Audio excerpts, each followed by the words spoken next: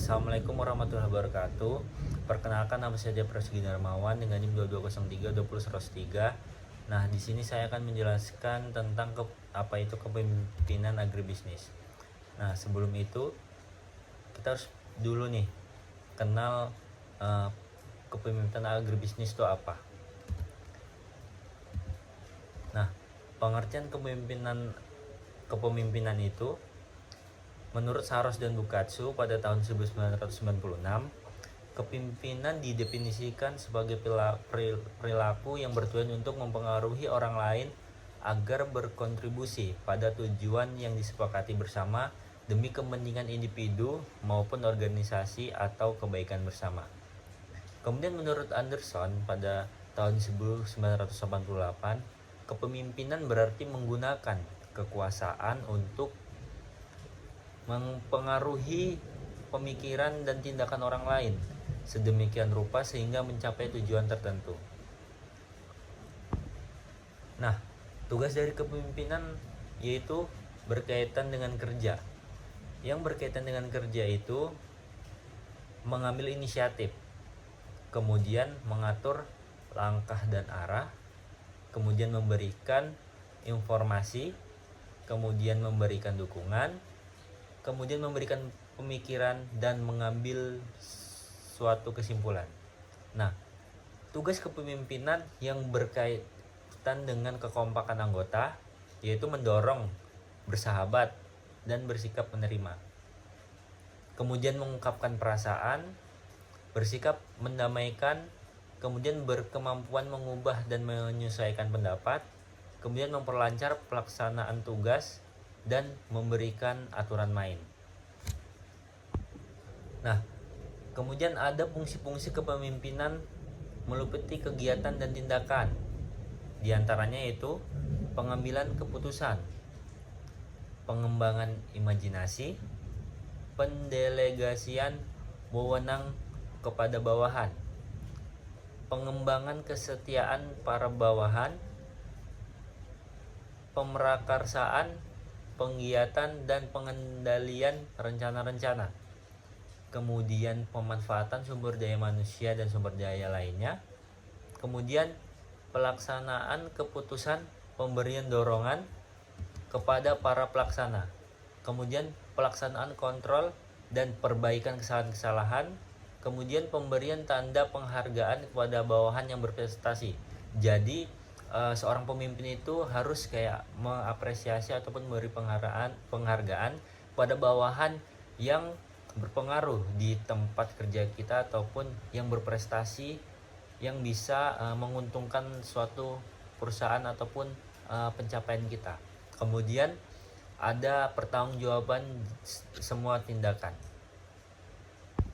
Nah, di dalam kepemimpinan itu ada implikasi kepemimpinan. Yang pertama, melibatkan orang atau pihak lain. Kemudian seseorang yang dengan kekuasaannya mampu mengubah pengikutnya untuk mencapai kinerja yang memuaskan. Kemudian kepemimpinan harus memiliki kejujuran terhadap diri sendiri, sikap tanggung jawab yang tulus, pengetahuan, keberanian bertindak sesuai dengan keyakinan, kepercayaan pada diri sendiri dan orang lain. Dan kemudian kemampuan untuk meyakinkan orang lain dalam membangun organisasi. Jadi kepemimpinan itu harus memiliki kepercayaan diri untuk meyakinkan orang lain agar orang lain ini mampu mengikuti apa yang diarahkan dari pemimpin tersebut. Nah, ada menurut French dan Raven pada 1968 yang sumber dari kekuasaan yang dimiliki oleh pemimpin. Yang pertama ada reward power, yang didasarkan atas persepsi bawahan bahwa pemimpin mempunyai kemampuan dan sumber daya untuk memberikan penghargaan kepada bawahan yang mengikuti arahan-arahan pemimpinnya. Nah, seperti yang saya bilang sebelumnya, bahwasannya memang pemimpin itu harus mengapresiasi bawahannya yang mengikuti arahan pemimpinnya, sehingga dia merasa dihargai dan merasa ada dan bisa melakukan hal yang baik lagi ke depannya. Kemudian ada Schopenhauer yang didasarkan atas persepsi bawahannya bahwa pemimpin mempunyai kemampuan memberikan hukuman bagi bawahan yang tidak mengikuti arahan-arahan pemimpinnya. Nah, jadi kita sebagai pemimpin itu harus memberikan hukuman sehingga para bawahan itu tidak semena-mena dengan apa yang mereka buat. Kemudian ada legitimate power yang didasarkan atas persepsi bawahan bahwa pemimpin mempunyai hak untuk mengubah pengaruh dan otoritas yang dimilikinya. Kemudian ada referent power yang didasarkan atas identifikasi bawahan terhadap sosok pemimpin. Para pemimpin dapat menggunakan pengaruh karena karakteristik pribadinya, reputasinya, atau karismanya. Kemudian ada effort power yang didasarkan atas persepsi bawahan bahwa pemimpin adalah seorang yang memiliki kompetensi dan mempunyai keahlian dalam bidangnya. Nah, ada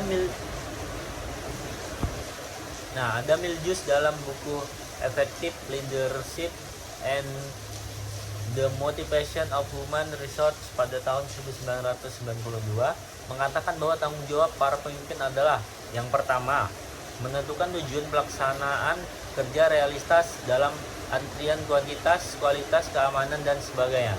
Yang kedua, melengkapi para karyawan dengan sumber-sumber dana yang diperlukan untuk menjalankan tugasnya. Yang ketiga, mengkomunikasikan pada karyawan tentang apa yang diharapkan dari mereka, memberikan susunan hadiah yang sepadan untuk mendorong prestasi. Nah, kemudian mendelegasikan wewenang apabila diperlukan dan mengundang partisipasi apabila memungkinkan. Kemudian menghilangkan hambatan untuk pelaksanaan pekerjaan yang efektif. Menilai pelaksanaan pekerjaan yang mengkomunikasikan hasilnya. Kemudian menunjukkan perhatian pada karyawan. Nah, yang pertama itu ada tipe autokratis, yaitu menganggap organisasi sebagai milik pribadi, mengidentifikasikan tujuan pribadi dengan tujuan organisasi, menganggap bahwasannya sebagai alat semata-mata, kemudian tidak mau menerima kritik, saran, dan pendapat. Terus selanjutnya terlalu tergantung kepada kekuasaan formilnya. Kemudian dalam tindakan penggerakannya sering mempergunakan approach yang mengandung unsur paksaan dan punitif atau bersifat menghukum. Dari sifat-sifat tersebut di atas terlihat bahwa tipe pemimpin yang demikian tidak dapat untuk di suatu organisasi modern, di mana hak asasi manusia menjadi bawahan itu harus dihormati. Kemudian yang kedua ada tipe militeristis. Tipe militeristis berbeda dengan seorang pemimpin organisasi militer. Pemimpin yang bertipe militeristis bersifat yang pertama, dalam penggerakan bawahan lebih sering mempergunakan sistem perintah. Kemudian dalam menggerakkan bawahan senang bergantung kepada pangkat ataupun jabatan. Kemudian senang kepada formalitas yang berlebihan. Kemudian menuntut disiplin yang tinggi dan kaku dari bawahan. Kemudian sukar menerima kritikan dari bawahannya. Menggemari upacara-upacara untuk berbagai keadaan. Terlihat pula dari sifat-sifat tersebut bahwa seseorang pemimpin yang militeristis bukanlah seorang pemimpin yang ideal. Kemudian yang ketiga ada tipe paternalistis, menganggap bawahannya itu sebagai manusia yang tidak dewasa, kemudian bersikap terlalu melindungi atau overprotective, kemudian jarang memberikan kesempatan kepada bawahannya untuk mengambil keputusan, dan kemudian jarang memberikan kesempatan kepada bawahannya untuk mengambil inisiatif. Nah, kemudian jarang memberikan kesempatan kepada bawahannya untuk mengembangkan daya kreasi dan fantasinya. kepada orang lain. Kemudian sering bersikap maha tahu. Nah, kemudian yang keempat itu ada tipe karismatis. Yang diketahui ialah bahwa pemimpin yang demikian mempunyai daya penarik yang amat besar, karena pada umumnya mempunyai pengikut dan jumlahnya sangat besar. Meskipun para pengikut itu sering pula tidak menjelaskan mengapa mereka menjadi pengikut pemimpin itu. Kemudian tipe demokratis. Tipe pemimpin yang demokratis yang paling tepat untuk organisasi modern, karena dalam proses penggerakan bawahan selalu berkritik tolak dari pendapat bahwa manusia itu adalah makhluk yang termulia di dunia. Kemudian selalu berusaha mensinkronisasikan kepentingan dan tujuan organisasi dengan kepentingan dan tujuan pribadi dari bawahannya. Kemudian ia senang menerima saran, pendapat dan bahkan kritik dari bawahannya. Kemudian selalu berusaha mengutamakan kerjasama dalam teamwork untuk mencapai tujuan. Kemudian dengan ikhlas memberikan kebebasan yang seluas-luasnya kepada bawahannya untuk berbuat kesalahan yang kemudian dibandingkan dengan diperbaiki agar bawahannya itu tidak lagi berbuat kesalahan yang sama. Akan tetapi lebih berani untuk berbuat kesalahan yang lain. Selain berusaha untuk menjadikan bawahannya lebih sukses daripadanya, kemudian berusaha mengembangkan kapasitas pribadinya sebagai seorang pemimpin.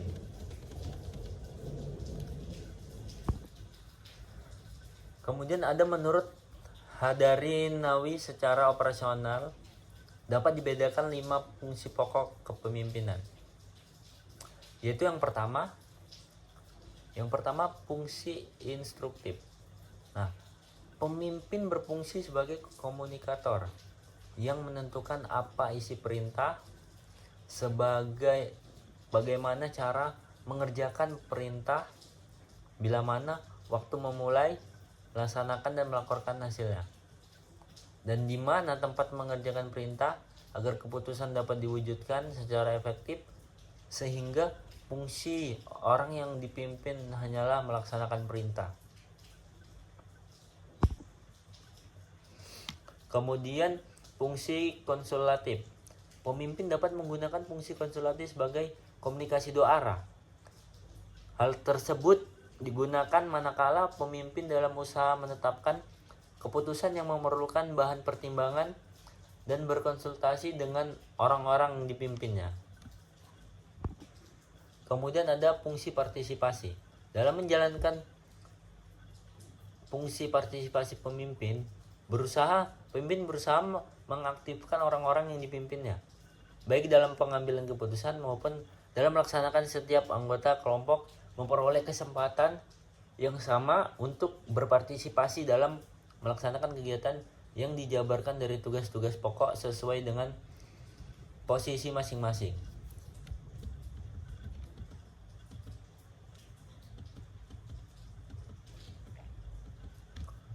Kemudian menurut Hadarinawi secara operasional dapat dibedakan 5 fungsi pokok pemimpinan.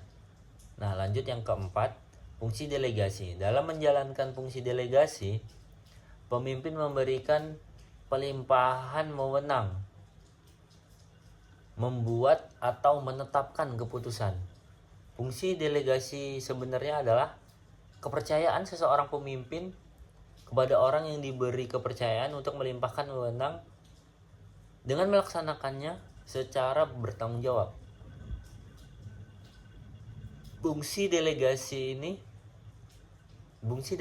ini harus diwujudkan karena kemajuan dan perkembangan kelompok tidak mungkin diwujudkan oleh seorang pemimpin seorang diri. Kemudian fungsi pengendalian. Fungsi pengendalian berasumsi bahwa kepemimpinan efektif harus mampu mengatur aktivitas anggotanya secara terarah dan dalam koordinasi yang efektif, sehingga memungkinkan tercapainya tujuan bersama secara maksimal. Dalam melaksanakan fungsi pengendalian, pemimpin dapat wujudkan melalui kegiatan bimbingan, pengarahan, koordinasi, dan pengawasan.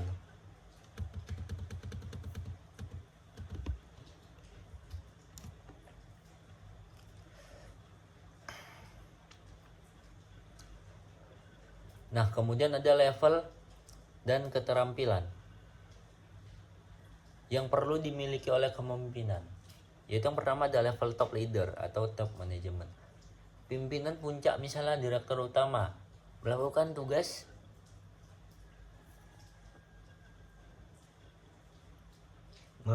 yang bersifat konseptual, yaitu melakukan perencanaan yang akan dilakukan seluruh anggota. Level middle leader, middle management, yaitu golongan menengah misalnya staf produksi, manajer keuangan, melakukan tugas konseptual sebagai penjabaran dari top manajemen juga melakukan pekerjaan tersebut. Penguasaan teknis relatif penting. Kemudian ada leader, lower leader, lower management. Golongan bawah misalnya superior, mandor, dan pelaksana teknis harus mempunyai teknis sedangkan konseptual tidak begitu penting. Nah, berikut adalah ciri-ciri pemimpin yang ideal. Yaitu yang pertama hanya memerintah. Saya ulangi, berikut ini adalah ciri-ciri pemimpin yang tidak ideal. Yang pertama hanya memerintah. Yang kedua jarang diskusi. Yang ketiga tidak memberikan kepercayaan. Yang keempat tidak memberikan pujian. Yang kelima konflik. Yang keenam tidak terbuka. Yang ketujuh tidak bertanggung jawab. Yang kedelapan pemimpin yang tidak memiliki visi tidak akan bisa menjalankan tim kepemimpinan, mungkin gagal melingkupi dirinya sendiri. Terlalu mengendalikan pengalaman masa lalu, kemudian terlibat politik kantor luar. Kemudian yang kedua tak punya tujuan kerja. Nah, pengertian kepemimpinan itu menurut Saros dan Bukatsu pada tahun 1996, kepemimpinan didefinisikan sebagai perilaku yang bertujuan untuk mempengaruhi orang lain agar berkontribusi pada tujuan yang disepakati bersama demi kepentingan individu maupun organisasi atau kebaikan bersama. Kemudian menurut Anderson pada tahun 1988, kepemimpinan berarti menggunakan kekuasaan untuk mempengaruhi pemikiran dan tindakan orang lain sedemikian rupa sehingga mencapai tujuan tertentu. Nah, tugas dari kepemimpinan yaitu berkaitan dengan kerja. Yang berkaitan dengan kerja itu mengambil inisiatif, kemudian mengatur langkah dan arah, kemudian memberikan informasi, kemudian memberikan dukungan, kemudian memberikan pemikiran dan mengambil suatu kesimpulan. Nah, tugas kepemimpinan yang berkaitan dengan kekompakan anggota yaitu mendorong, bersahabat, dan bersikap menerima. Kemudian mengungkapkan perasaan, bersikap mendamaikan, kemudian berkemampuan mengubah dan menyesuaikan pendapat, kemudian memperlancar pelaksanaan tugas dan memberikan aturan main. Nah, kemudian ada fungsi-fungsi kepemimpinan meliputi kegiatan dan tindakan. Di antaranya yaitu pengambilan keputusan, pengembangan imajinasi, pendelegasian wewenang kepada bawahan, pengembangan kesetiaan para bawahan, pemerakarsaan, penggiatan dan pengendalian rencana-rencana, kemudian pemanfaatan sumber daya manusia dan sumber daya lainnya, kemudian pelaksanaan keputusan, pemberian dorongan kepada para pelaksana, kemudian pelaksanaan kontrol dan perbaikan kesalahan-kesalahan, kemudian pemberian tanda penghargaan kepada bawahan yang berprestasi. Jadi seorang pemimpin itu harus kayak mengapresiasi ataupun memberi penghargaan pada bawahan yang berpengaruh di tempat kerja kita ataupun yang berprestasi, yang bisa menguntungkan suatu perusahaan ataupun pencapaian kita. Kemudian ada pertanggungjawaban semua tindakan. Nah, di dalam kepemimpinan itu ada implikasi kepemimpinan. Yang pertama, melibatkan orang atau pihak lain. Kemudian seseorang yang dengan kekuasaannya mampu mengubah pengikutnya untuk mencapai kinerja yang memuaskan. Kemudian kepemimpinan harus memiliki kejujuran terhadap diri sendiri, sikap tanggung jawab yang tulus, pengetahuan, keberanian bertindak sesuai dengan keyakinan, kepercayaan pada diri sendiri dan orang lain. Dan kemudian kemampuan untuk meyakinkan orang lain dalam membangun organisasi. Jadi kepemimpinan itu harus memiliki kepercayaan diri untuk meyakinkan orang lain agar orang lain ini mampu mengikuti apa yang diarahkan dari pemimpin tersebut. Nah, ada menurut French dan Raven pada 1968 yang sumber dari kekuasaan yang dimiliki oleh pemimpin. Yang pertama ada reward power, yang didasarkan atas persepsi bawahan bahwa pemimpin mempunyai kemampuan dan sumber daya untuk memberikan penghargaan kepada bawahan yang mengikuti arahan-arahan pemimpinnya. Nah, seperti yang saya bilang sebelumnya, bahwasannya memang pemimpin itu harus mengapresiasi bawahannya yang mengikuti arahan pemimpinnya, sehingga dia merasa dihargai dan merasa ada dan bisa melakukan hal yang baik lagi ke depannya. Kemudian ada choice power, yang didasarkan atas persepsi bawahannya bahwa pemimpin mempunyai kemampuan memberikan hukuman bagi bawahan yang tidak mengikuti arahan-arahan pemimpinnya. Nah, jadi kita sebagai pemimpin itu harus memberikan hukuman sehingga para bawahan itu tidak semena-mena dengan apa yang mereka buat. Kemudian ada legitimate power, yang didasarkan atas persepsi bawahan bahwa pemimpin mempunyai hak untuk mengubah pengaruh dan otoritas yang dimilikinya. Kemudian ada referent power, yang didasarkan atas identifikasi bawahan terhadap sosok pemimpin.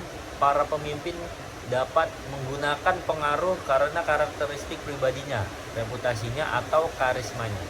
Kemudian ada effort power, yang didasarkan atas persepsi bawahan bahwa pemimpin adalah seorang yang memiliki kompetensi dan mempunyai keahlian dalam bidangnya. Nah, ada Miljuis dalam buku Effective Leadership and The Motivation of Human Resource pada tahun 1992 mengatakan bahwa tanggung jawab para pemimpin adalah: yang pertama, menentukan tujuan pelaksanaan kerja realistas dalam antrian kuantitas, kualitas, keamanan, dan sebagainya. Yang kedua, melengkapi para karyawan dengan sumber-sumber dana yang diperlukan untuk menjalankan tugasnya. Yang ketiga, mengkomunikasikan pada karyawan tentang apa yang diharapkan dari mereka, memberikan susunan hadiah yang sepadan untuk mendorong prestasi.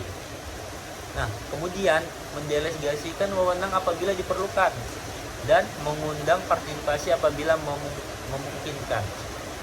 Kemudian menghilangkan hambatan untuk pelaksanaan pekerjaan yang efektif. Menilai pelaksanaan pekerjaan yang mengkomunikasikan hasilnya. Kemudian menunjukkan perhatian pada karyawan. Nah, yang pertama itu ada tipe autokratis, yaitu menganggap organisasi sebagai milik pribadi, mengidentifikasikan tujuan pribadi dengan tujuan organisasi, menganggap bahwasannya sebagai alat semata-mata, kemudian tidak mau menerima kritik, saran, dan pendapat. Terus selanjutnya terlalu tergantung kepada kekuasaan formilnya. Kemudian dalam tindakan penggerakannya sering mempergunakan approach yang mengandung unsur paksaan dan punitif atau bersifat menghukum. Dari sifat-sifat tersebut di atas terlihat bahwa tipe pemimpin yang demikian tidak dapat untuk di suatu organisasi modern, di mana hak asasi manusia menjadi bawahan itu harus dihormati. Kemudian yang kedua ada tipe militeristis. Tipe militeristis berbeda dengan seorang pemimpin organisasi militer. Pemimpin yang bertipe militeristis bersifat yang pertama dalam penggerakan bawahan lebih sering mempergunakan sistem perintah. Kemudian dalam menggerakkan bawahan senang bergantung kepada pangkat ataupun jabatan. Kemudian senang kepada formalitas yang berlebihan. Kemudian menuntut disiplin yang tinggi dan kaku dari bawahan. Kemudian sukar menerima kritikan dari bawahannya. Menggemari upacara-upacara untuk berbagai keadaan. Terlihat pula dari sifat-sifat tersebut bahwa seseorang pemimpin yang militeristis bukanlah seorang pemimpin yang ideal.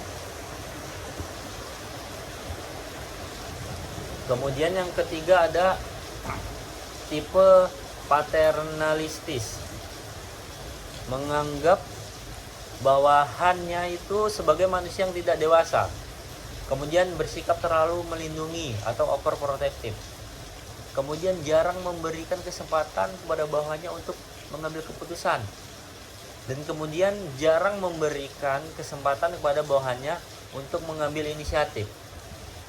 Nah, kemudian jarang memberikan kesempatan kepada bawahannya untuk mengembangkan daya kreasi dan fantasinya kepada orang lain. Kemudian sering bersikap maha tahu. Nah, kemudian yang keempat itu ada tipe karismatis.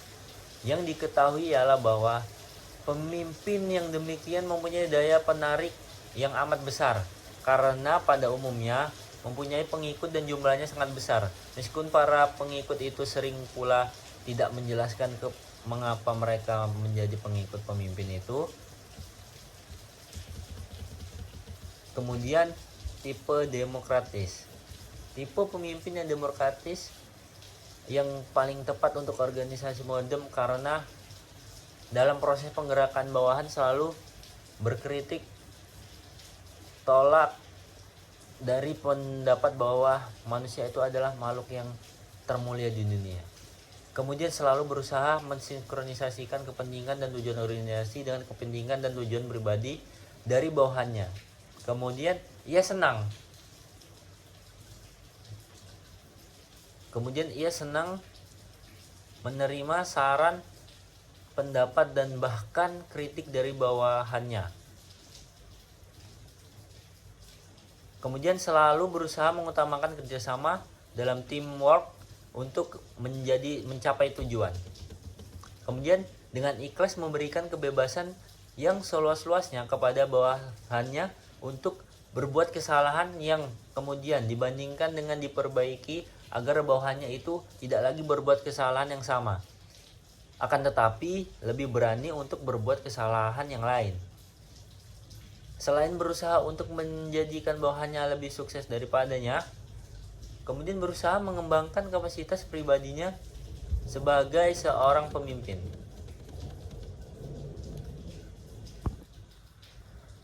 Kemudian ada menurut Hadarinawi secara operasional dapat dibedakan 5 fungsi pokok kepemimpinan. Yaitu yang pertama fungsi instruktif. Nah, pemimpin berfungsi sebagai komunikator yang menentukan apa isi perintah, bagaimana cara mengerjakan perintah, bila mana waktu memulai, melaksanakan dan melaporkan hasilnya, dan di mana tempat mengerjakan perintah agar keputusan dapat diwujudkan secara efektif, sehingga fungsi orang yang dipimpin hanyalah melaksanakan perintah. Kemudian fungsi konsultatif. Pemimpin dapat menggunakan fungsi konsultatif sebagai komunikasi dua arah. Hal tersebut digunakan manakala pemimpin dalam usaha menetapkan keputusan yang memerlukan bahan pertimbangan dan berkonsultasi dengan orang-orang yang dipimpinnya. Kemudian ada fungsi partisipasi. Dalam menjalankan fungsi partisipasi pemimpin berusaha mengaktifkan orang-orang yang dipimpinnya, baik dalam pengambilan keputusan maupun dalam melaksanakan. Setiap anggota kelompok memperoleh kesempatan yang sama untuk berpartisipasi dalam melaksanakan kegiatan yang dijabarkan dari tugas-tugas pokok sesuai dengan posisi masing-masing.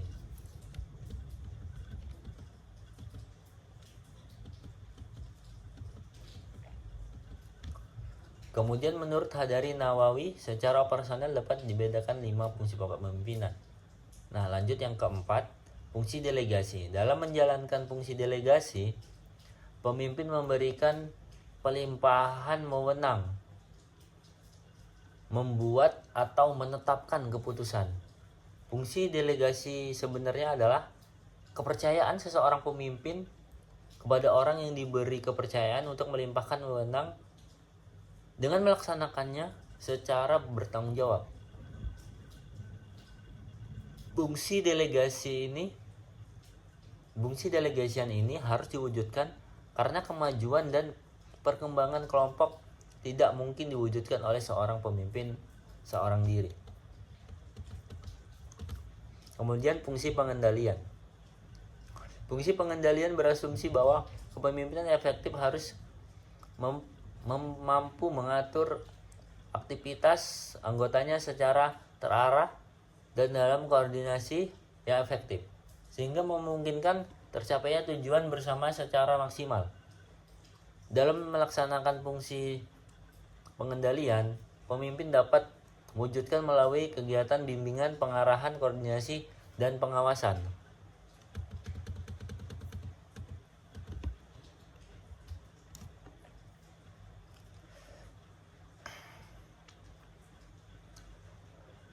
Nah, kemudian ada level dan keterampilan yang perlu dimiliki oleh kepemimpinan. Yaitu yang pertama ada level top leader atau top management. Pimpinan puncak, misalnya direktur utama, melakukan tugas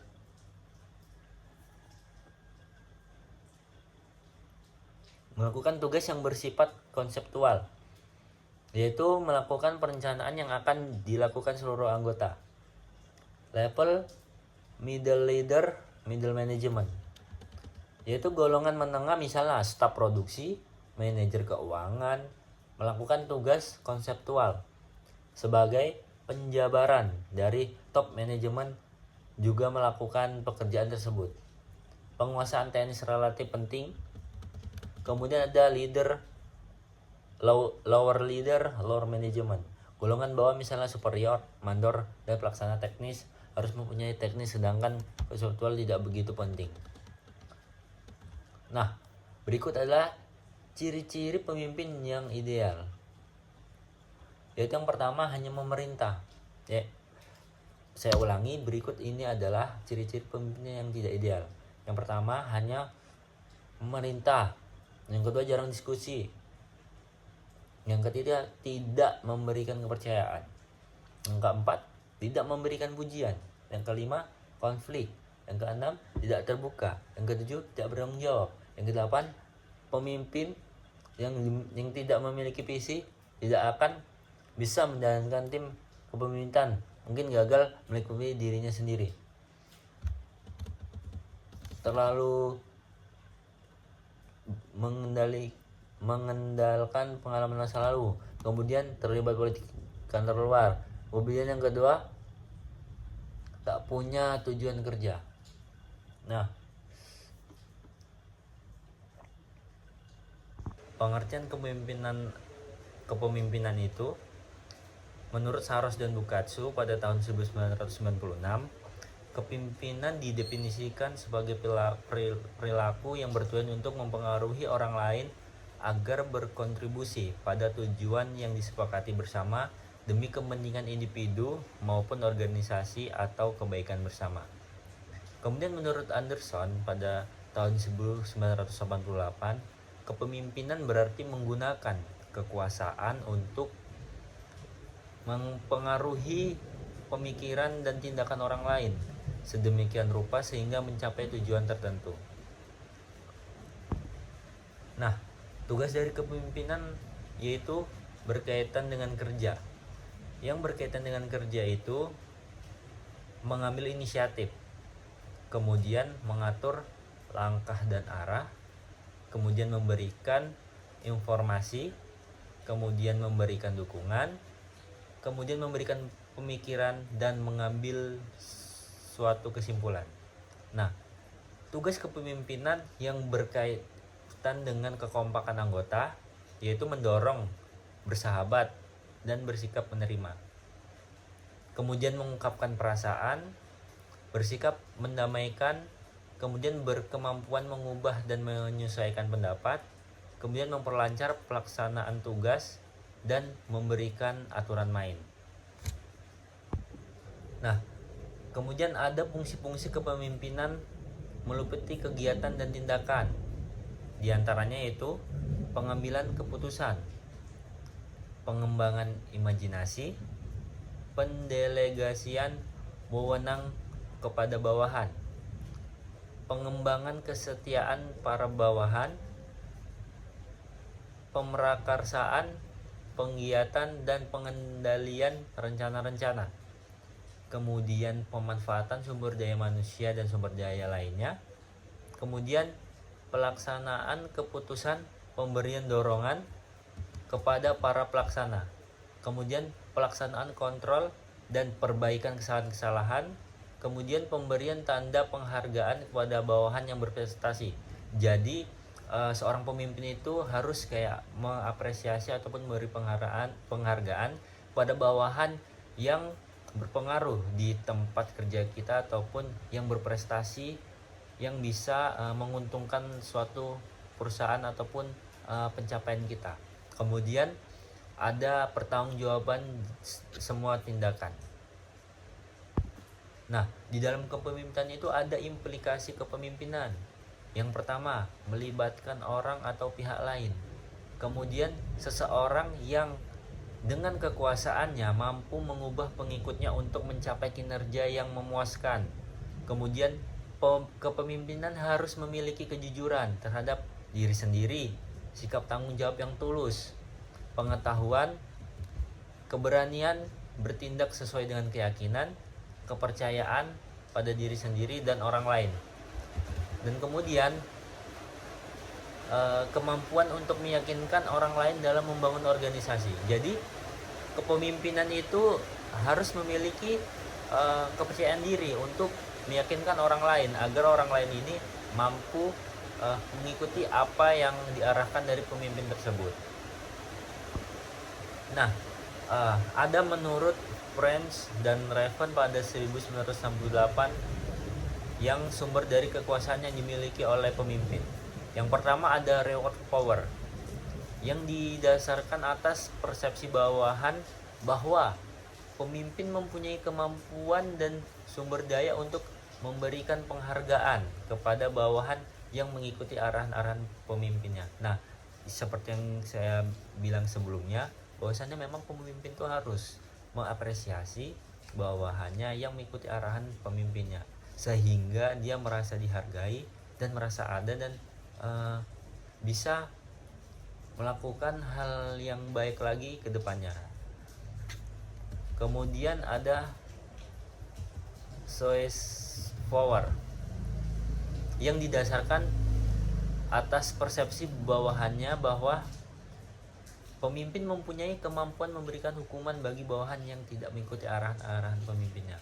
Nah, jadi kita sebagai pemimpin itu harus memberikan hukuman sehingga para bawahan itu tidak semena-mena dengan apa yang mereka buat. Kemudian ada legitimate power yang didasarkan atas persepsi bawahan bahwa pemimpin mempunyai hak untuk mengubah pengaruh dan otoritas yang dimilikinya. Kemudian ada referent power yang didasarkan atas identifikasi bawahan terhadap sosok pemimpin, para pemimpin dapat menggunakan pengaruh karena karakteristik pribadinya, reputasinya, atau karismanya. Kemudian ada overpower yang didasarkan atas persepsi bawahan bahwa pemimpin adalah seorang yang memiliki kompetensi dan mempunyai keahlian dalam bidangnya. Nah, ada Mills dalam buku Effective Leadership and the Motivation of Human Resource pada tahun 1992 mengatakan bahwa tanggung jawab para pemimpin adalah yang pertama, menentukan tujuan pelaksanaan kerja realistas dalam antrian kuantitas, kualitas, keamanan, dan sebagainya. Yang kedua, melengkapi para karyawan dengan sumber-sumber dana yang diperlukan untuk menjalankan tugasnya. Yang ketiga, mengkomunikasikan pada karyawan tentang apa yang diharapkan dari mereka, memberikan susunan hadiah yang sepadan untuk mendorong prestasi. Nah, kemudian mendelegasikan wewenang apabila diperlukan dan mengundang partisipasi apabila memungkinkan. Kemudian menghilangkan hambatan untuk pelaksanaan pekerjaan yang efektif. Menilai pelaksanaan pekerjaan yang mengkomunikasikan hasilnya. Kemudian menunjukkan perhatian pada karyawan. Nah, yang pertama itu ada tipe autokratis, yaitu menganggap organisasi sebagai milik pribadi, mengidentifikasikan tujuan pribadi dengan tujuan organisasi, menganggap bahwasannya sebagai alat semata-mata, kemudian tidak mau menerima kritik, saran, dan pendapat. Terus selanjutnya terlalu tergantung kepada kekuasaan formilnya.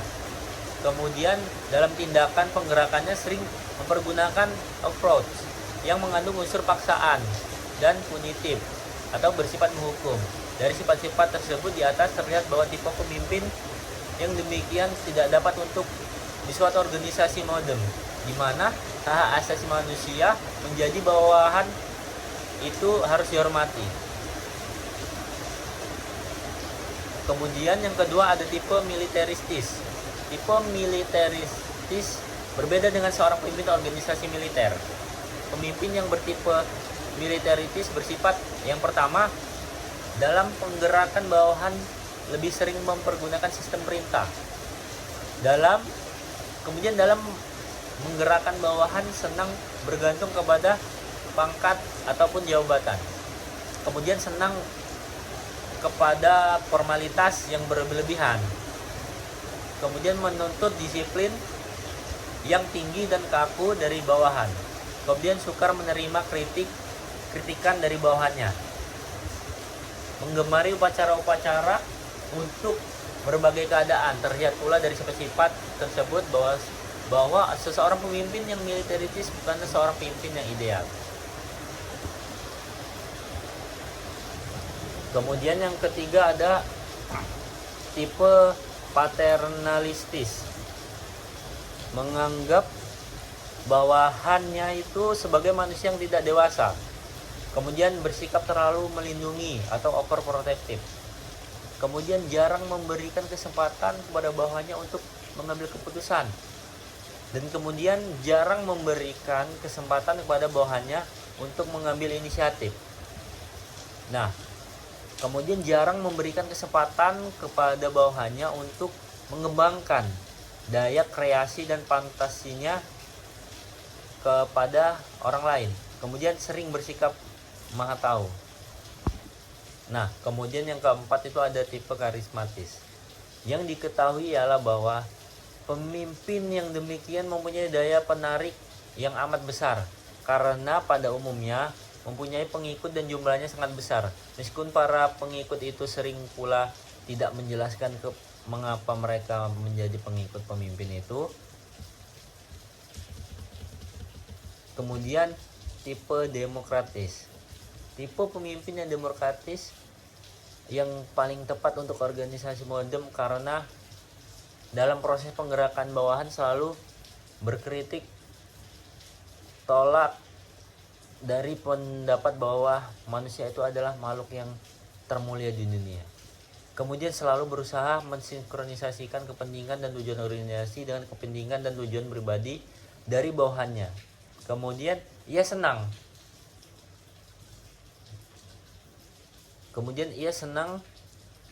menerima saran, pendapat dan bahkan kritik dari bawahannya. Kemudian selalu berusaha mengutamakan kerjasama dalam teamwork untuk mencapai tujuan. Kemudian dengan ikhlas memberikan kebebasan yang seluas-luasnya kepada bawahannya untuk berbuat kesalahan yang kemudian dibandingkan dengan diperbaiki agar bawahannya itu tidak lagi berbuat kesalahan yang sama. Akan tetapi lebih berani untuk berbuat kesalahan yang lain. Selain berusaha untuk menjadikan bawahannya lebih sukses daripadanya, kemudian berusaha mengembangkan kapasitas pribadinya sebagai seorang pemimpin.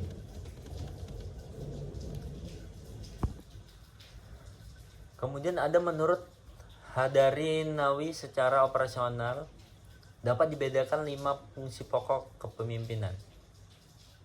Yaitu yang pertama fungsi instruktif. Nah, pemimpin berfungsi sebagai komunikator yang menentukan apa isi perintah,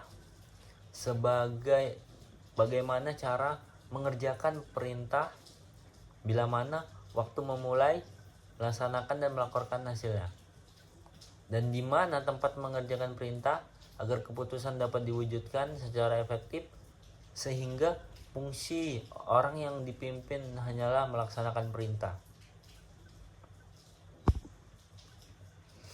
Kemudian fungsi konsultatif. Pemimpin dapat menggunakan fungsi konsultatif sebagai komunikasi dua arah. Hal tersebut digunakan manakala pemimpin dalam usaha menetapkan keputusan yang memerlukan bahan pertimbangan dan berkonsultasi dengan orang-orang yang dipimpinnya. Kemudian ada fungsi partisipasi.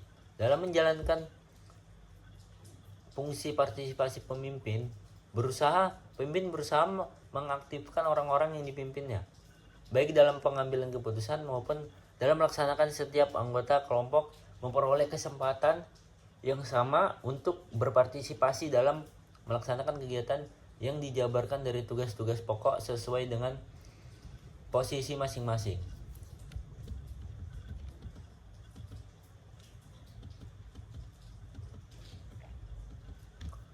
Kemudian menurut Hadarinawi secara operasional dapat dibedakan 5 fungsi pokok kepemimpinan.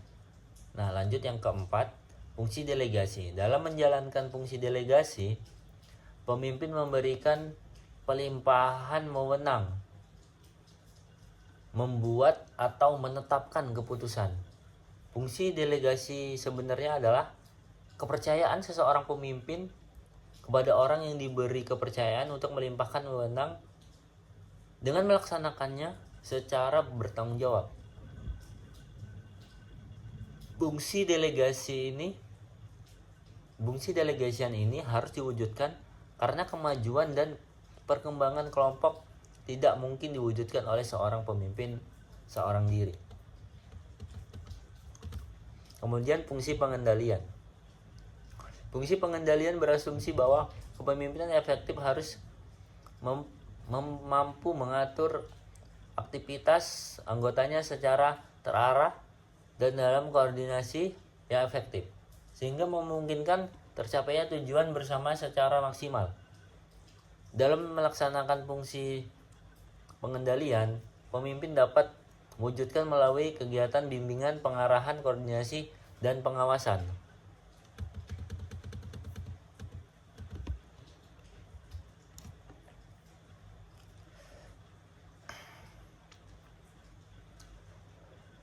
Nah, kemudian ada level dan keterampilan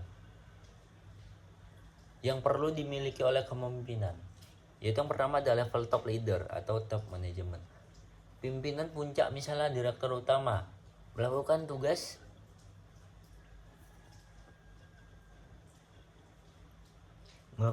yang bersifat konseptual, yaitu melakukan perencanaan yang akan dilakukan seluruh anggota. Level middle leader, middle management, yaitu golongan menengah, misalnya staf produksi, manajer keuangan, melakukan tugas konseptual sebagai penjabaran dari top manajemen juga melakukan pekerjaan tersebut. Penguasaan teknis relatif penting. Kemudian ada leader, lower leader, lower management. Golongan bawah misalnya superior, mandor, dan pelaksana teknis harus mempunyai teknis, sedangkan konseptual tidak begitu penting. Nah, berikut adalah ciri-ciri pemimpin yang ideal. Yaitu yang pertama, hanya memerintah. Saya ulangi, berikut ini adalah ciri-ciri pemimpin yang tidak ideal. Yang pertama, hanya memerintah. Yang kedua, jarang diskusi. Yang ketiga, tidak memberikan kepercayaan. Yang keempat, tidak memberikan pujian. Yang kelima, konflik. Yang keenam, tidak terbuka. Yang ketujuh, tidak bertanggung jawab. Yang kedelapan, pemimpin yang tidak memiliki visi tidak akan bisa menjalankan tim kepemimpinan, mungkin gagal melingkupi dirinya sendiri. Terlalu mengendalikan pengalaman masa lalu, kemudian terlibat politik kantor luar. Kemudian yang kedua, tak punya tujuan kerja. Nah, pengertian kepemimpinan itu menurut Saros dan Bukatsu pada tahun 1996, kepemimpinan didefinisikan sebagai perilaku yang bertujuan untuk mempengaruhi orang lain agar berkontribusi pada tujuan yang disepakati bersama demi kepentingan individu maupun organisasi atau kebaikan bersama. Kemudian menurut Anderson pada tahun 1988, kepemimpinan berarti menggunakan kekuasaan untuk mempengaruhi pemikiran dan tindakan orang lain sedemikian rupa sehingga mencapai tujuan tertentu. Nah, tugas dari kepemimpinan yaitu berkaitan dengan kerja. Yang berkaitan dengan kerja itu mengambil inisiatif, kemudian mengatur langkah dan arah, kemudian memberikan informasi, kemudian memberikan dukungan, kemudian memberikan pemikiran dan mengambil suatu kesimpulan. Nah, tugas kepemimpinan yang berkaitan dengan kekompakan anggota yaitu mendorong, bersahabat, dan bersikap menerima. Kemudian mengungkapkan perasaan, bersikap mendamaikan, kemudian berkemampuan mengubah dan menyesuaikan pendapat, kemudian memperlancar pelaksanaan tugas, dan memberikan aturan main. Nah, kemudian ada fungsi-fungsi kepemimpinan meliputi kegiatan dan tindakan. Di antaranya yaitu pengambilan keputusan, pengembangan imajinasi, pendelegasian wewenang kepada bawahan, pengembangan kesetiaan para bawahan, pemerakarsaan, penggiatan dan pengendalian rencana-rencana, kemudian pemanfaatan sumber daya manusia dan sumber daya lainnya, kemudian pelaksanaan keputusan, pemberian dorongan kepada para pelaksana, kemudian pelaksanaan kontrol dan perbaikan kesalahan-kesalahan, kemudian pemberian tanda penghargaan kepada bawahan yang berprestasi. Jadi seorang pemimpin itu harus kayak mengapresiasi ataupun memberi penghargaan pada bawahan yang berpengaruh di tempat kerja kita ataupun yang berprestasi, yang bisa menguntungkan suatu perusahaan ataupun pencapaian kita. Kemudian ada pertanggungjawaban semua tindakan. Nah, di dalam kepemimpinan itu ada implikasi kepemimpinan. Yang pertama, melibatkan orang atau pihak lain. Kemudian seseorang yang dengan kekuasaannya mampu mengubah pengikutnya untuk mencapai kinerja yang memuaskan. Kemudian kepemimpinan harus memiliki kejujuran terhadap diri sendiri, sikap tanggung jawab yang tulus, pengetahuan, keberanian bertindak sesuai dengan keyakinan, kepercayaan pada diri sendiri dan orang lain. Dan kemudian kemampuan untuk meyakinkan orang lain dalam membangun organisasi. Jadi kepemimpinan itu harus memiliki kepercayaan diri untuk meyakinkan orang lain agar orang lain ini mampu mengikuti apa yang diarahkan dari pemimpin tersebut. Nah, ada menurut French dan Raven pada 1968 yang sumber dari kekuasaan yang dimiliki oleh pemimpin. Yang pertama ada reward power yang didasarkan atas persepsi bawahan bahwa pemimpin mempunyai kemampuan dan sumber daya untuk memberikan penghargaan kepada bawahan yang mengikuti arahan-arahan pemimpinnya. Nah, seperti yang saya bilang sebelumnya, bahwasannya memang pemimpin itu harus mengapresiasi bawahannya yang mengikuti arahan pemimpinnya, sehingga dia merasa dihargai dan merasa ada dan bisa melakukan hal yang baik lagi ke depannya. Kemudian ada choice power yang didasarkan atas persepsi bawahannya bahwa pemimpin mempunyai kemampuan memberikan hukuman bagi bawahan yang tidak mengikuti arahan-arahan pemimpinnya. Nah, jadi kita sebagai pemimpin itu harus memberikan hukuman sehingga para bawahan itu tidak semena-mena dengan apa yang mereka buat. Kemudian ada legitimate power yang didasarkan atas persepsi bawahan bahwa pemimpin mempunyai hak untuk mengubah pengaruh dan otoritas yang dimilikinya. Kemudian ada referent power yang didasarkan atas identifikasi bawahan terhadap sosok pemimpin. Para pemimpin dapat menggunakan pengaruh karena karakteristik pribadinya, reputasinya, atau karismanya. Kemudian ada effort power yang didasarkan atas persepsi bawahan bahwa pemimpin adalah seorang yang memiliki kompetensi dan mempunyai keahlian dalam bidangnya. Nah, ada Miljush dalam buku Effective Leadership and The Motivation of Human Resource pada tahun 1992 mengatakan bahwa tanggung jawab para pemimpin adalah yang pertama, menentukan tujuan pelaksanaan kerja realistas dalam antrian kuantitas, kualitas, keamanan, dan sebagainya. Yang kedua, melengkapi para karyawan dengan sumber-sumber dana yang diperlukan untuk menjalankan tugasnya. Yang ketiga, mengkomunikasikan pada karyawan tentang apa yang diharapkan dari mereka, memberikan susunan hadiah yang sepadan untuk mendorong prestasi. Nah, kemudian mendelegasikan wewenang apabila diperlukan dan mengundang partisipasi apabila memungkinkan. Kemudian menghilangkan hambatan untuk pelaksanaan pekerjaan yang efektif.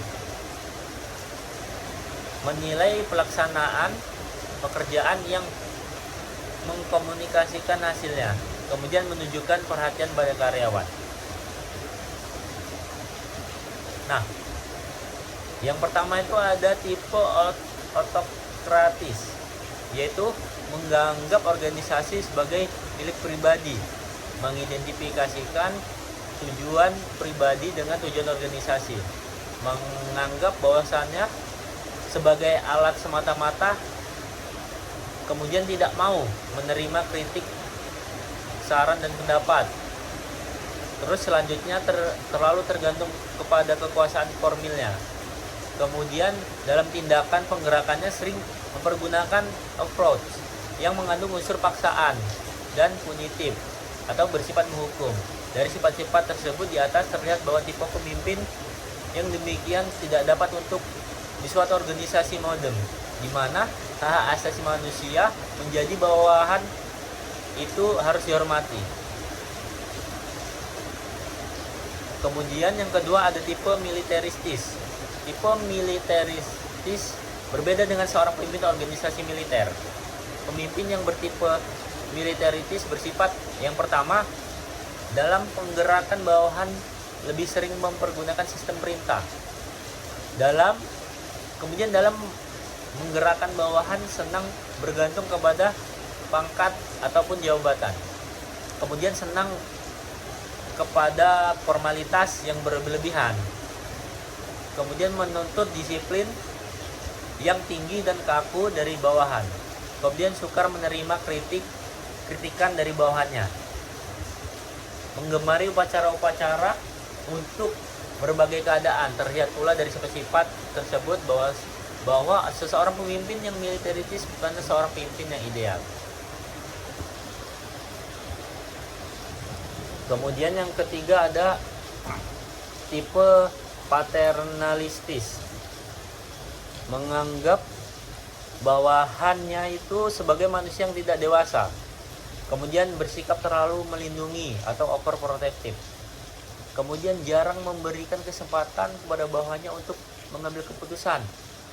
Dan kemudian jarang memberikan kesempatan kepada bawahannya untuk mengambil inisiatif. Nah, kemudian jarang memberikan kesempatan kepada bawahannya untuk mengembangkan daya kreasi dan fantasinya kepada orang lain. Kemudian sering bersikap maha tahu. Nah, kemudian yang keempat itu ada tipe karismatis. Yang diketahui ialah bahwa pemimpin yang demikian mempunyai daya penarik yang amat besar, karena pada umumnya mempunyai pengikut dan jumlahnya sangat besar. Meskipun para pengikut itu sering pula tidak menjelaskan mengapa mereka menjadi pengikut pemimpin itu. Kemudian tipe demokratis. Tipe pemimpin yang demokratis yang paling tepat untuk organisasi modern, karena dalam proses penggerakan bawahan selalu berkritik tolak dari pendapat bahwa manusia itu adalah makhluk yang termulia di dunia. Kemudian selalu berusaha mensinkronisasikan kepentingan dan tujuan organisasi dengan kepentingan dan tujuan pribadi dari bawahannya. Kemudian ia senang menerima saran, pendapat dan bahkan kritik dari bawahannya.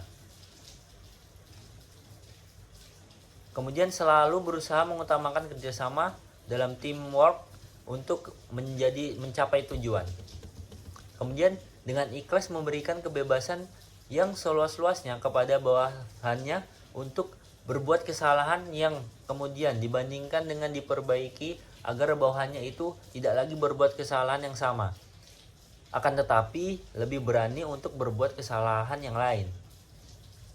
Selain berusaha untuk menjadikan bawahannya lebih sukses daripadanya, kemudian berusaha mengembangkan kapasitas pribadinya sebagai seorang pemimpin.